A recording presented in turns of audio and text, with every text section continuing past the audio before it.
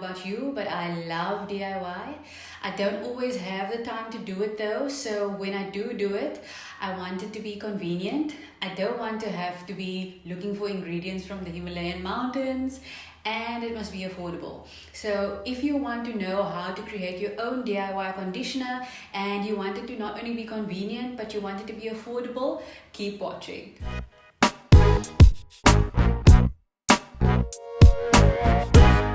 Hello Han, welcome back to my channel. I'm Robyn, and in this space we're all about feeling beautiful from inside out. This video request comes from Karen Jafter. She DM'd me and she was like, I've looked through your blog and I've checked your content. I'm looking for a conditioner and something that I can whip up myself at home. And I thought this conditioner would be the perfect way for her to practice self-care and not have to fork out a lot of money and time. So let's get into the video. I do already have a DIY hair mask for hair growth. So if you're wanting to grow your hair and you're looking for something really nourishing, then click on the link up here. So for this recipe, we really only need 2 ingredients. We're going to use banana and we're going to use olive oil.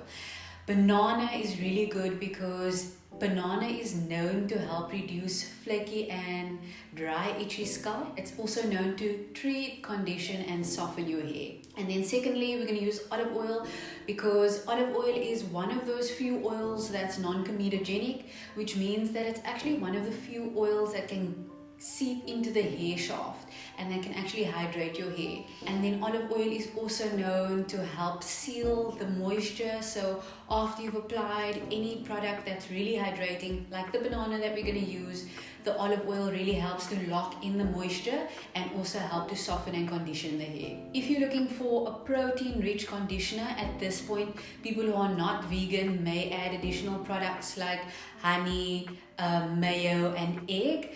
But if you've watched my flaxseed hair growth video, which I will link up here, you'll know that I get my protein and my megas to strengthen my hair and to ensure that my hair grows from flax seeds, flaxseed powder, flaxseed oil and flaxseed gel, which I make myself. I will also link it in my description box so you can go and watch the video after this. Cool, here we go. These are the 2 ingredients you need depending on your hair length.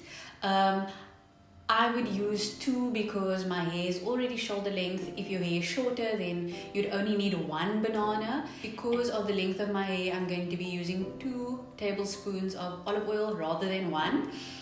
If your hair is shorter, again, I would recommend using 1 tablespoon of olive oil and 1 banana. So it's not even going to take you 2 minutes to do this.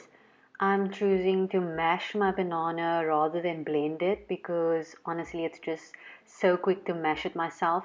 And notice how I'm mashing it from the end to like the middle, because that way I found that it's really just less messy. I do use banana quite often, so I feel like I've kind of perfected this mashing process. And then like I said, because of the length of my hair, I'm mashing 2 bananas so that it's just enough to cover all of my hair. And the beauty of this recipe is that it doesn't require any cooking. You don't have to do like any extensive work, and it just goes really quickly with the 2 ingredients. So you can do it anywhere, anytime. So once you've mashed all the banana, then you start mixing to get like a smoother texture.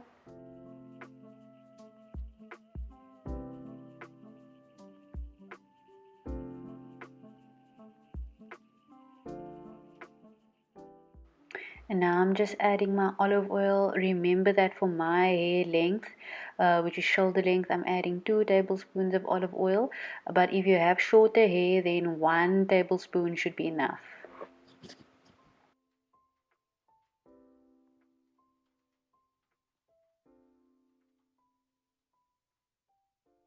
Oh my goodness, can I tell you how good my hair smells after using this? Because while I'm applying it, I'm getting the fruity scent of the banana, which is actually really fragrant.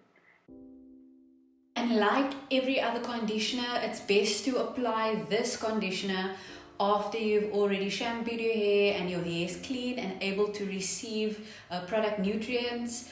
I would say apply this to your hair and then leave it on for about 5 to 10 minutes and then rinse it thoroughly. Yeah, you're gonna have to rinse it because of the particles in the banana.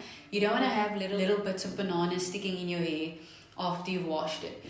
And that's it. Let me know if you have a DIY request for me to share with the community, and if there's any other recipes that you have tried before and that's worked for you.